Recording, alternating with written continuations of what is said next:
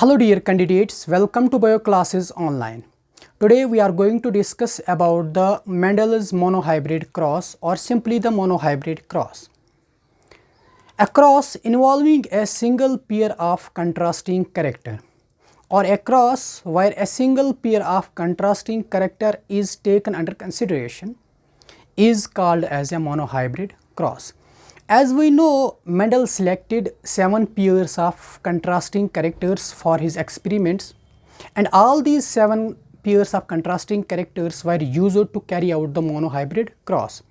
And in one of the monohybrid cross, Mendel used the stem size. As we know, there are two types of the pea plants as per the stem size is concerned. Some of the pea plants are tall, while as some pea plants are dwarf. What actually Mendel did, Mendel crossed the pure tall plants with the pure dwarf plants.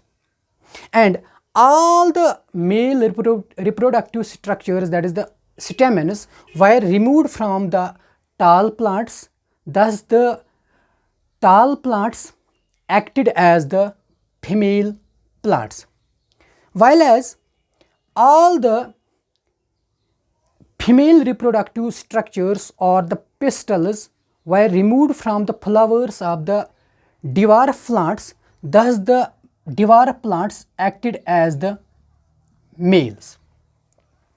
The pollens were now transferred from the flowers of the dwarf plant to the flowers of the tall plants, and the seeds formed in the flowers of the tall plants were collected and were sowed.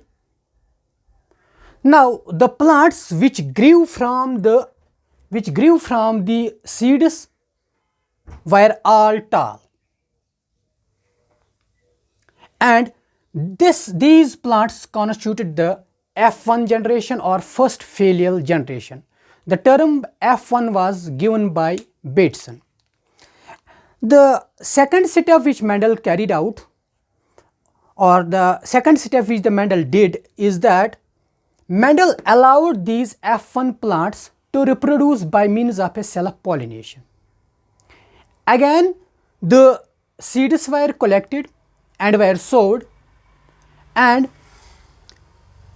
the new plants which grew from the seeds were tall as well as the dwarf in the ratio of 3:1, and these plants constituted the F2 generation or second filial generation.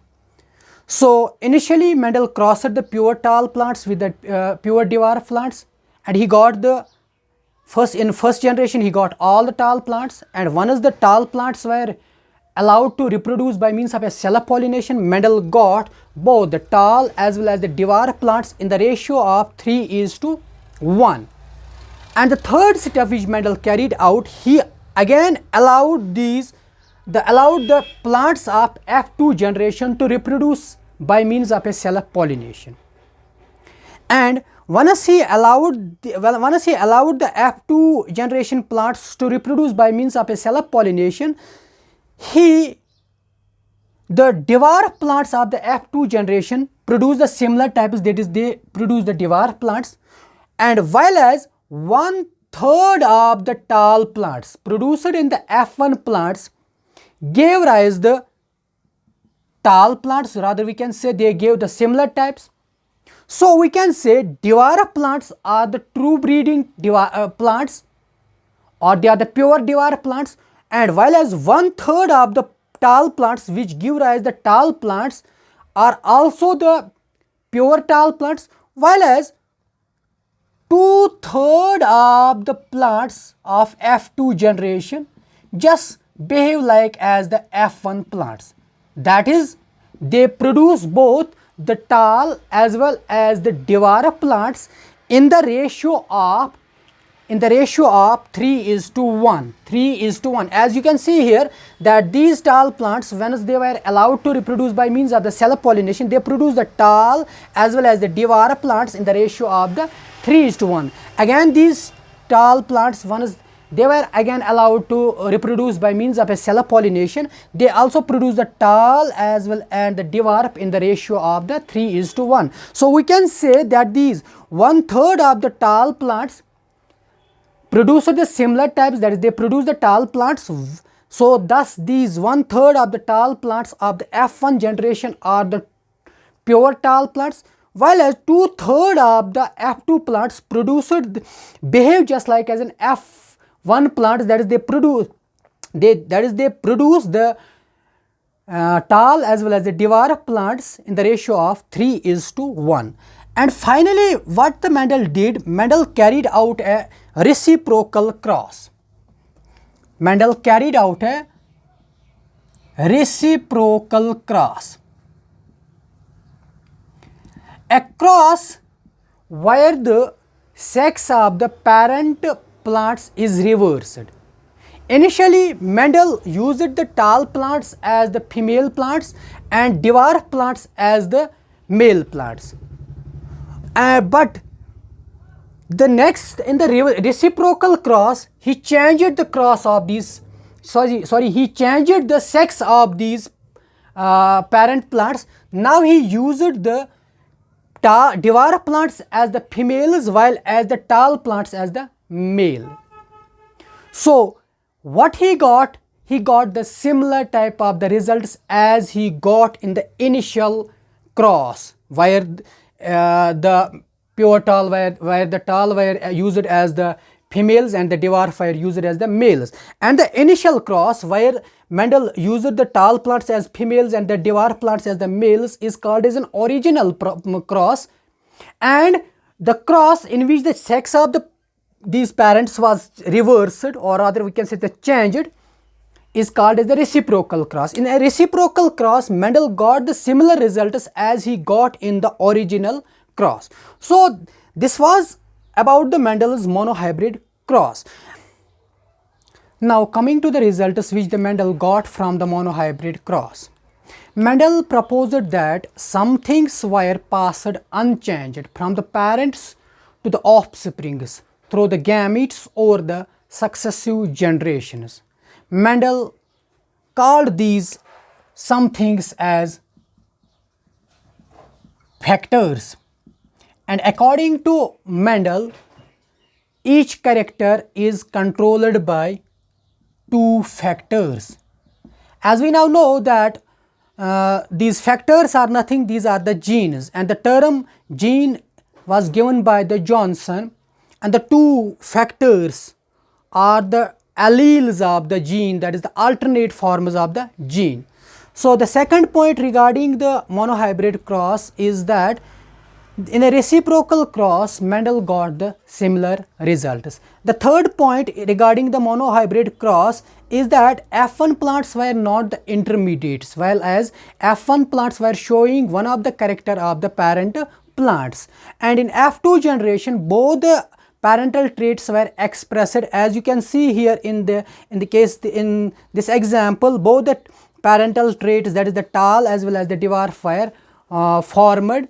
So in F1 generation, only one of the parental character was expressed, while as in the F2 generation, both the parental traits were expressed. And in F1 generation, one trait of the character must lie hidden, that is the trait of the dwarfness trait must lie hidden in the F1 generation, as in this example. And one factor which expresses itself in the F1 generation was named as the dominant, and the other factor which was not able to express itself in presence of the dominant factor was called as the recessive factor, and respectively the trait is called as the dominant trait and the recessive trait. So the factor which expresses itself in the F1 generation is called as the dominant factor, while as the factor which is not able to express itself in the F1 generation is called as the recessive factor. According to Mendel, there is no mixing of the factors in the hybrid or in the F1 generation. If there would have been the mixing of the factors in the F1 generation, then there would have not been the formation of the tall and the dwarf, as in case of this example. So, and the eighth point regarding the monohybrid cross is that according to Mendel, that the two factors get separated or segregated at the time of the gamete formation, and each gamete carries a single factor. So, according to Mendel, the two factors which are responsible for particular character or which control a particular character separate or segregate at the time of the gamete formation, and each gamete carries a single factor. So, we can say Mendel predicted the occurrence of the meiosis long before it was discovered, and this separation of factors at the time of the gamete formation is now called as the law of segregation.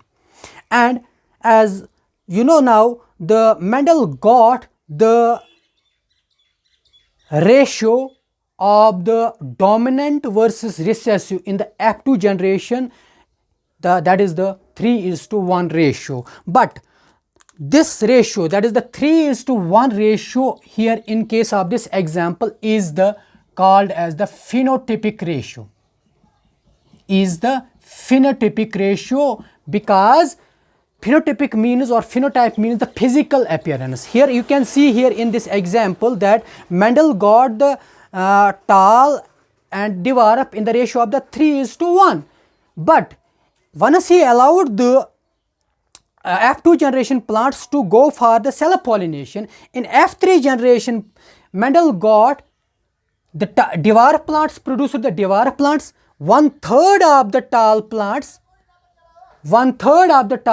produced the tall, that is they were the tall plants, while as two-thirds of the plants behave just like as an F1 plants, that is they were these two-thirds of the plants of F2 generation were the hybrid tall plants, and the dwarf plants produce the dwarf plant. So here comes the ratio 1:2:1, that is 1 pure tall, 2 hybrid tall, 1 dwarf plants. So this ratio is called as the genotypic ratio. This ratio is called as genotypic ratio. Now we will try to understand this example of the monohybrid cross with the help of the factors. And the pure tall plants or the homozygous tall plants are possessing the similar type of the factors and are denoted by the capital T, while as the pure dwarf plants are also the homozygous dwarf plants and are denoted by the small t. And once the gametes are formed, the pure tall plants will produce the same type of the gametes, and each gamete will be carrying a capital T factor, while as again here the pure dwarf plants will produce the same type of the gametes, and each gamete will carry the small t factor. Once the pollination is carried out, the F1 plants formed will have the capital T from the gamete of pure tall plants and small t from the gamete of the pure dwarf plants. So F1 plants will have the genotype, that is the genetic constitution, capital T, small t. So we can say here that it is the capital T which is dominant, while as it is the small t factor is the recessive and is not able to express itself in presence of the capital T. So these F1 plants, these are the F1 plants and are all tall plants. But what type of tall plants? Hybrid tall plants, and such hybrids are called as the monohybrids. As we know, Mendel allowed the F1 plants to go for the self-pollination. We now know the genotype or the genetic constitution of the F1 plants. So F1 plants have the genetic constitution that is capital T, small t. If this is one of the F1 plant and if this is the second F1 plant and both are the hybrid plants, when they are allowed to go for the self-pollination, they can form the two types of the gametes. If this is the male plant and this is the female plant, two types of gametes are formed from the male gamete. One of the gamete will be carrying the capital T, while as the one of the other gamete will be carrying the small t. In the same way, in the another sex, one of the gamete will be carrying the capital T and another gamete will be carrying the small t. So in order to predict the outcome of the crosses, we are using the Punnett scale, which was originally used by the Reginald Punnett in early 1900, and for constructing the Punnett scale, you must first know the genotype of the parent plants and how many types of the gametes can be formed by the each parent. So here two types of gametes are formed by the one plant, while as two types of the gametes are formed by the other plant. So we have to first draw an empty square. So on the top side you have to write down the male gametes. On the left side you have to write down the female gametes. Female gamete is again the capital T, gametes carrying the capital T and gametes carrying the small t. So the number of columns equal to the equal to the number of male gametes, while as number of rows equal to the female gametes. So how many squares can you form here? 4 squares, because there are the two gametes on the left side and two gametes on the upper side. That is, the upper side gametes are the male gametes, while as the left side gametes are the female gametes. So now try to cross these gametes, carrying this gamete is crossed with this gamete, and the plant will have the capital T, and these are the pure tall plants. Now cross this capital T with the small t, capital T, small t. These are again the tall plants, but the hybrid tall plants. Now try to cross this small gamete carrying the small t factor, cross it with the gamete carrying the capital T. So we will get the capital T, small t again. These plants will be also the tall plants, but what type of tall plants? Hybrid tall plants. And now try to draw cross this gamete with this gamete. You will get the small t, small t. They will be the only dwarf plants, because the dwarf plants are the recessive plants and they can express itself only when the two factors are in the homozygous, while as the tall plants can express itself in both the condition, whether in the homozygous or heterozygous condition. So now we will try to know the phenotypic as the genotypic ratio of the monohybrid cross. 1 tall, 2 tall and 3. 3 are physically the tall plants and only 1 is dwarf plant physically, and this is called as the phenotypic ratio. Now we will try to know what is the genetic constitution of these plants. The first plant that is carrying the capital T are the pure tall plants. So 1, while as the 2 are hybrid, this one and this one, these are the hybrid tall plants. So 2 are the hybrid tall plants and this one is the pure dwarf plant, so we get 1:2:1 ratio. This is called as the genotypic ratio. So this was all about the monohybrid cross. If you have not subscribed my YouTube channel yet, do subscribe now and press the bell icon so that you will remain updated with my channel, that is Bio Classes Online. Thank you.